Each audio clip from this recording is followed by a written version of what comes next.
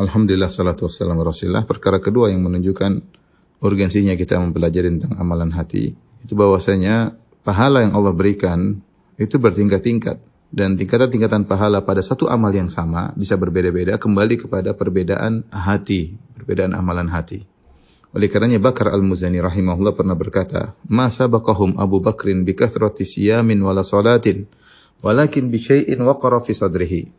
Tidaklah Abu Bakar mengungguli para sahabat yang lain dengan banyaknya puasa dan juga bukan dengan banyaknya salat, tetapi dengan suatu yang terpatri dalam dadanya, itu suatu amalan hati. Sebenarnya Allah mengatakan, alladzi waqara fi sadrihi, yang terpatri dalam dadanya adalah hubbullah. Dia mencintai Allah Subhanahu wa taala.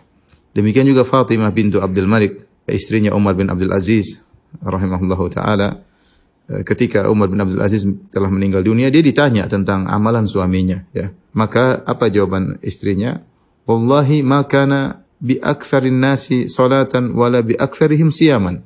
Demi Allah, Umar bin Abdul Aziz suamiku bukanlah orang yang paling banyak salatnya, bukan juga yang paling banyak puasanya.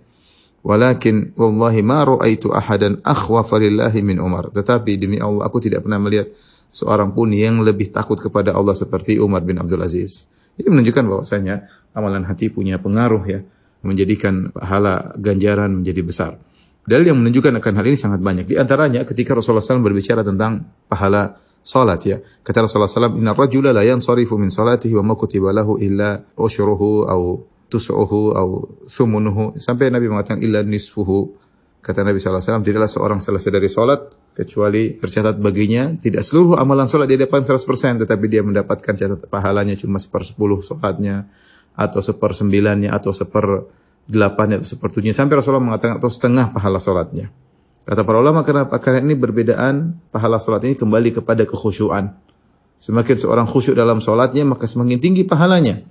Ya, ini dalil bahwasanya ganjaran pahala, tingkatan pahala tergantung dengan amalan hati. Nah, kita tahu khusyuk adalah salah satu bentuk amalan hati.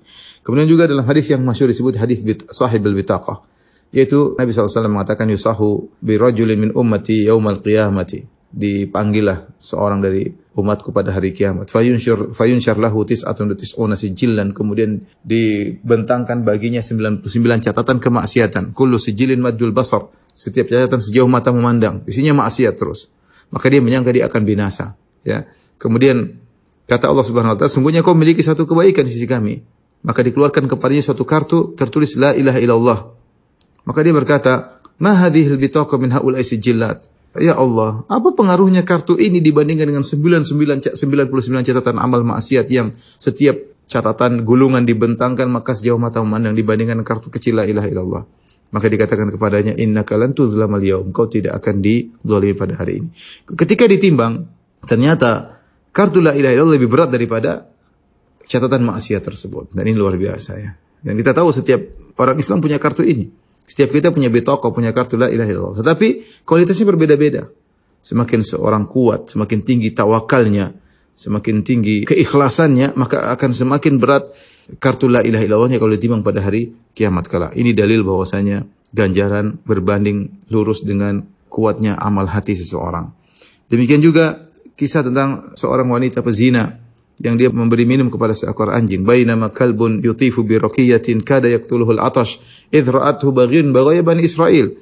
Ketika ada seekor anjing kehausan, dia muter-muter di mulut sumur. Dia ingin minum dari sumur tersebut, tapi dia tidak punya kemampuan untuk turun mengambil air. Tiba-tiba, sampai disebut dalam riwayat, dia menjulurkan lidahnya di pasir karena kehausan. Maka dilihat oleh seorang wanita pezina dari Bani Israel. Maka fanaza'at muqaha, maka dia pun melepaskan sepatunya. Wanazalat fil bi'r, kemudian dia turun di sumur, kemudian dia isi air di sepatunya, kemudian dia naik lagi di atas sumur, kemudian dia fasaqathu, maka dia beri minum kepada anjing tersebut. Maka apa kata Nabi sallallahu alaihi wasallam? Faghafarallahu laha bihi, maka Allah ampuni dosanya gara-gara amalnya tersebut. Para ulama bahas, bukan berarti setiap orang kalau memberi minum kepada seekor hewan lantas kemudian dia dapatkan pahala sebesar itu. Tidak, tapi dia mendapatkan ganjaran yang besar karena ada suatu dalam hatinya yang luar biasa, keikhlasannya, rahmatnya, amalan hati. Ini menunjukkan amalan hati punya pengaruh yang sangat besar dalam memberikan pahala kepada seorang. Di antara juga dia akan hal ini misalnya tentang 7 golongan yang Allah naungi pada hari kiamat kelak tatkala matahari diberi jarak 1 mil di padang mahsyar, maka ada 7 orang spesial yang Allah naungi pada naungan Allah pada hari kiamat tersebut. Di antaranya, ya, Allah sebutkan orang-orang yang melakukan amalan hati yang luar biasa. Seperti apa? Rajulani tahabba fillah, dua orang saling mencintai karena Allah. Mencintai karena Allah amalan hati. Ya, kemudian di antaranya rajulun qalbuhu mu'allaqun bil masajid, seorang yang rindu ingin ke masjid, hatinya, amalan hatinya.